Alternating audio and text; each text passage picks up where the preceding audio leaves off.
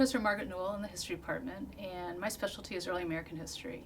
And within that specialty, I teach the American colonies, the American Revolution, Native American history, and I teach the whole period up through the Civil War in big survey classes. So in spring of 2015, I taught one of our capstone seminars in which the students actually have to do primary source research and really engage with doing history in the ways that faculty do. So it's a professionalizing experience for them, and I think always a very interesting one. And I had a particularly great group in the spring of 2015. People did projects in that class that impressed my colleagues. And at the end of the term, we in fact had a poster presentation where the students presented their research, and I invited people from the community, graduate students, and faculty from the history department. And many of them thought that the students had really come up with original and interesting projects and made a contribution to our understanding of events like the American Revolution. One of the students in that class was Reem. And Nick was a very interesting student because he speaks Spanish. And one of the areas that's generated a lot of excitement and a lot of research in early American history in the last 10 or 15 years is the experiences of the Spanish and the French in North America. So in fact, to be an early American historian is in some ways someone who's to study global history. And knowledge of foreign language is now part of the requirement for being an early American historian. So people have found new things to say by working in Spanish archives and French archives, and even learning Native American languages. So the fact that Nick knew Spanish created an opportunity for him to do some Spanish language research. So he was particularly interested in Spanish diplomacy during the American Revolution. My name is Nicholas Reem, and I'm from Southern California. And I've always been interested in global politics and how different peoples and states interrelate. And history is a very good roadmap to study that sort of thing. So my research topic for History 4005 concerned the Spanish closing of the Mississippi River to U.S. commerce in 1784. And my research essentially traced the causes of that event and followed it through the eventual diplomatic resolution that the U.S. and the Spanish had in 1795 in Pinckney's Treaty. And there was all sorts of diplomacy and exchange and various events that affected the Spanish eventual concession of the Mississippi to U.S. trade and opening New Orleans as a free port.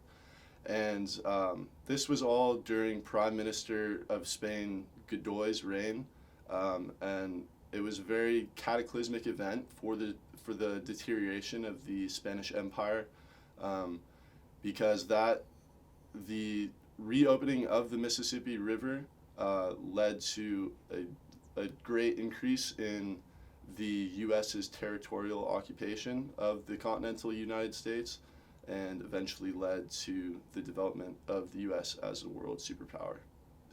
Being a history and Spanish dual major, I wanted to be able to incorporate Spanish language sources into my research so I could better grasp a more fuller picture of that diplomatic period.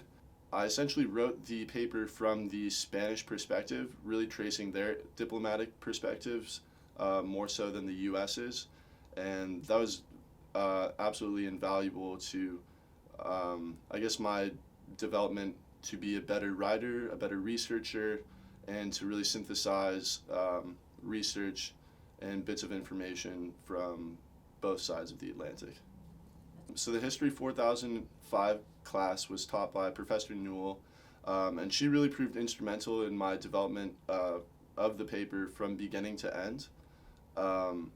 She helped me settle on the topic, and I expressed my interest in wanting to incorporate, my Spanish major and use Spanish, and she really helped me land on that conclusion after I explained, sort of my interest in world diplomacy and things of that nature. And also throughout the process, she was very helpful in recommending various sources, helping me sort of fine-tune my focus and remove any extraneous information that I didn't need. So she really helped me craft a more perfect paper.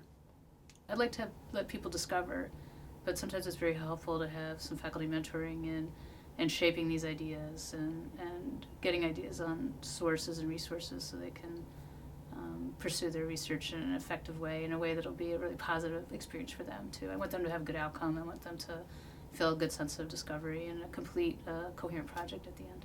I mean, throughout the entire History 4005 course, Professor Newell really helped us learn what it means to craft meaningful research.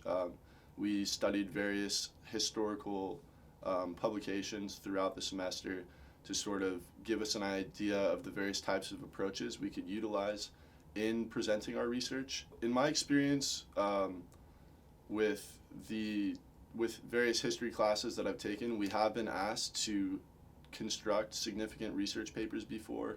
I've also had to do one for a sociology class here at Ohio State.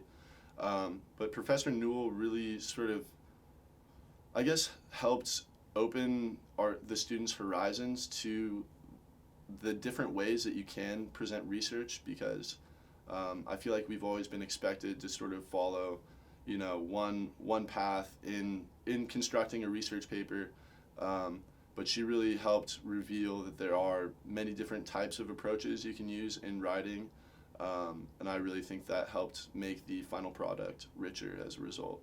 So majoring in history has definitely helped me develop my writing abilities, and with my interest in law, that skill will prove instrumental in whatever I decide to practice, and also in terms of the research aspects that the history major demands, that will also be very useful for my career in law school.